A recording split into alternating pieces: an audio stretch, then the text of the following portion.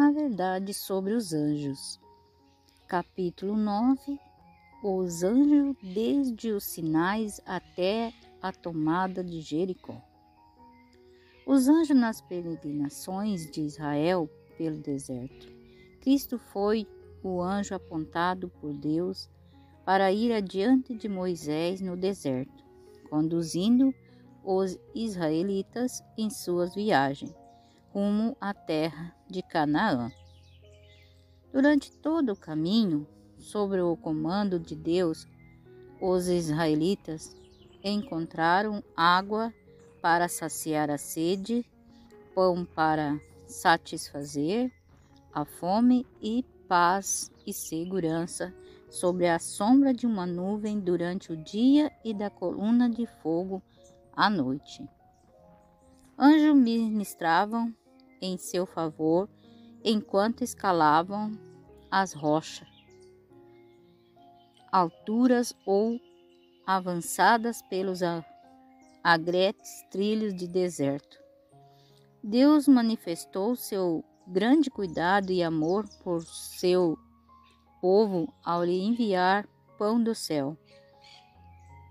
Todos comeram o pão dos anjos, ou seja, o pão provindo pelos anjos. Israel nos sinais.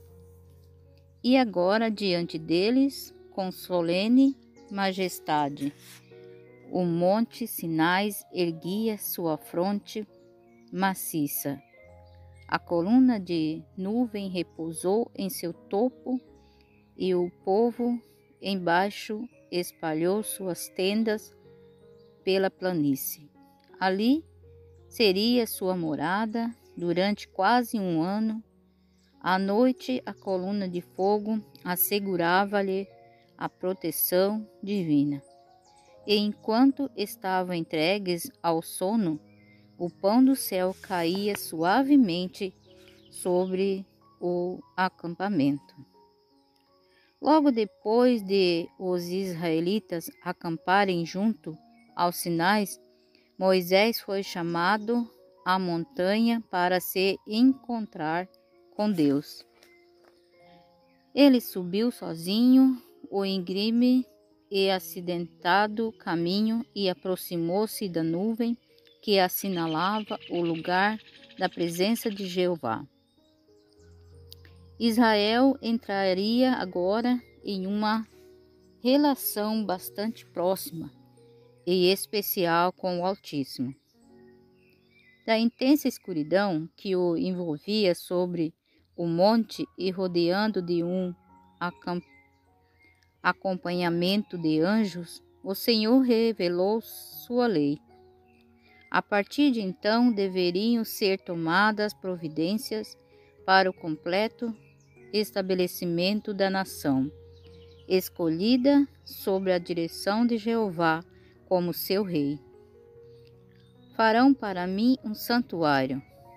Durante sua permanência no monte, Moisés recebeu instruções para a instrução de um santuário, no qual a presença divina se manifestaria de modo especial. Farão para mim um santuário, para que eu possa habitar no meio deles. Foi a ordem de Deus. O edifício, o tabernáculo, era dividido em 2 compartimentos, por uma bela e suntuosa cortina ou véu, suspensa em colunas chapeadas de ouro. Um véu semelhante fechava a entrada ao primeiro compartimento. Esses véus, assim como a cobertura interior que formava o teto, eram confeccionados mais belas cores, azul, púrpura e escarlata, muito bem dispostos, com quirumbins trabalhados em fios de ouro e prata, representando a hoste angélica, que está intimamente ligada ao trabalho do santuário celestial e ministra em favor do povo de Deus na terra. Depois que a construção do tabernáculo foi completa, Moisés examinou todo o trabalho. Ele o comparou com o modelo e com as instruções recebidas de Deus, e viu que cada parte estava de acordo com o modelo. Então, abençoou o povo.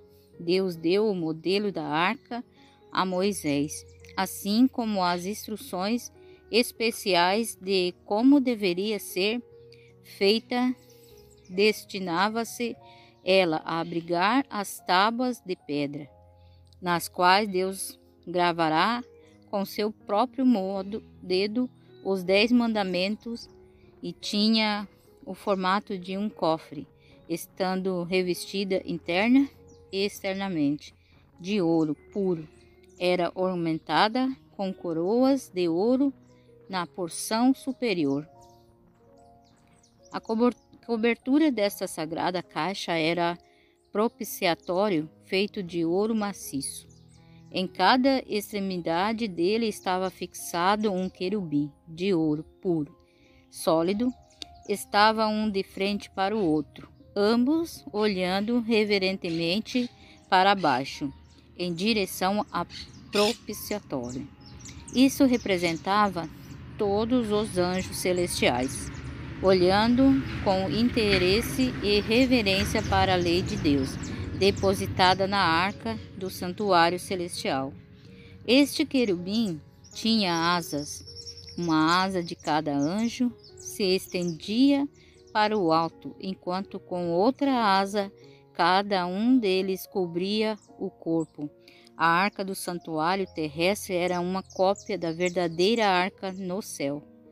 Ali, ao lado da arca, permanecem anjos vivos, e em cada uma de suas extremidades, esses anjos cobrem com uma das asas estendida para o alto o propiciatório, enquanto a outra asa é dobrada sobre seu corpo, em sinal de reverência e humildade. Acima do propiciatório estava a manifestação da presença divina, e no espaço entre os querubins, Deus tornava conhecida sua vontade. Por vezes era comunicadas ao sumo sacerdote mensagens divinas por meio de uma voz vinda da nuvem. Quando o Senhor não respondia por uma voz, ele permitia que os sagrados raios da luz e glória repousassem sobre o querubim à direita da arca, significando aprovação ou aceitação. Se as solicitações não fossem atendidas, uma nuvem repousava sobre o querubim da esquerda. Por meio de Cristo, deveria ser cumprido o propósito de que era símbolo o tabernáculo, aquela construção gloriosa com suas paredes de ouro brilhante, refletindo em matizes do arco-íris as cortinas bordadas de querubins. O aroma do incenso sempre a queimar e invadir tudo. Os sacerdotes vestidos de branco, imaculados. O profundo mistério do compartimento interior e acima do propiciatório era as imagens de anjos prostrados em adoração. A glória do Santíssimo. Em tudo, Deus desejava que seu povo aprendesse seu propósito para com o Senhor ser humano. O mesmo propósito apresentado pelo apóstolo Paulo, muito mais tarde, inspirado pelo Espírito Santo. Vocês não sabem que são o santuário de Deus, ou que o Espírito de Deus habita em vós?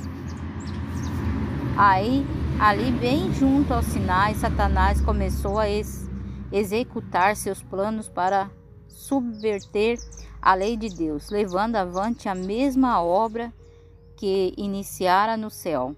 Durante os 40 dias em que Moisés permaneceu No monte com Deus, Satanás esteve ocupado provocando dúvida, apostasia e rebelião, enquanto Deus escrevia sua lei a fim de confiá-lo ao povo, com o qual havia feito uma aliança. Os israelitas negavam sua fidelidade para com Jeová e pediam deuses de ouro. O universo inteiro foi testemunha das cenas de sinais, dos efeitos das duas administrações. Viu-se o contraste entre o governo de Deus e o de Satanás. De novo, os habitantes de outros mundos, onde o pecado não entrou, viram os resultados da apostasia de Satanás e o tipo de governo que ele teria estabelecido no céu caso lhe houvesse sido permitido exercer domínio. Podemos maravilhar-nos de que a suprema glória, segundo Pedro 1,17, refletida da onipotência, brilhou na face de Moisés com tal esplendor que as pessoas não podiam contemplá-lo. O aspecto de Deus estava sobre ele, fazendo parecer com um dos anjos resplandecente do trono. Em todas as suas jornadas, ao se queixarem os israelitas das dificuldades pelo caminho e reclamarem de seus líderes, Moisés dizia a eles: as murmurações de vocês são contra Deus. Não fui eu que os libertei? Foi ele? No entanto, suas precipitadas palavras diante da rocha, teremos de fazer com que saia água. Números capítulo 20, verso 10, em que vale praticamente admirar a acusação do povo. Ao impedir que Moisés entrasse na terra prometida, o Senhor queria remover para sempre essa expressão da mente dos israelitas.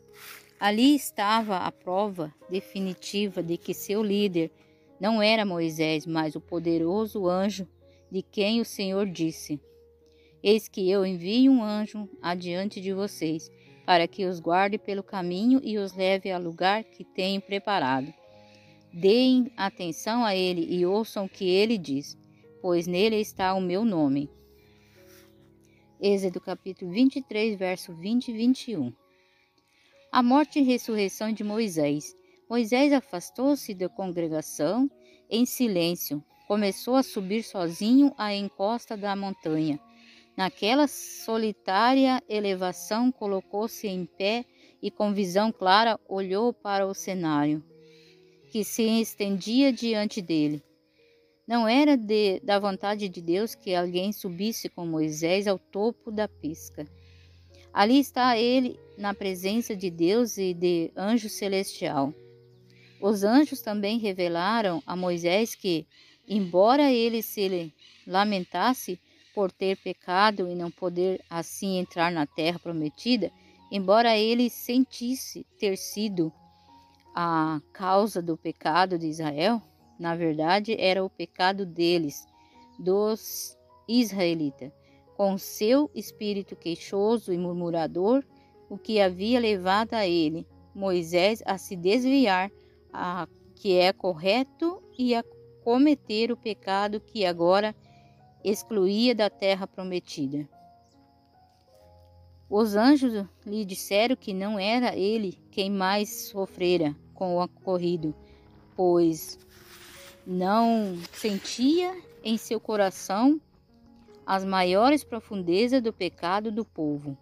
Cristo, sim, o seu líder invisível, era aquele contra quem os israelitas haviam pecado. Os mensageiros celestiais também se referiram às ofertas sacrificais que tipificavam a crucificação de Cristo, abrindo diante da mente de Moisés os eventos que ocorriam no futuro. Que cena deve ter se desenrolado no cume da pisca quando a visão da crucificação foi apresentada a Moisés. As vistas panorâmicas que passaram diante dele lhe permitiram apreciar o sofrimento do anjo que havia conduzido o israelita através do deserto, guiando-os em suas peregrinações do Egito e Canaã. Quando contemplou a ascensão do Salvador e pôde ver que ele próprio era um daqueles que abriram ao Senhor as portais eternos, que modificação ocorreu na expressão de seu rosto. Ele observou a purificação da terra pelo fogo e a limpeza de todo vestígio de pecado.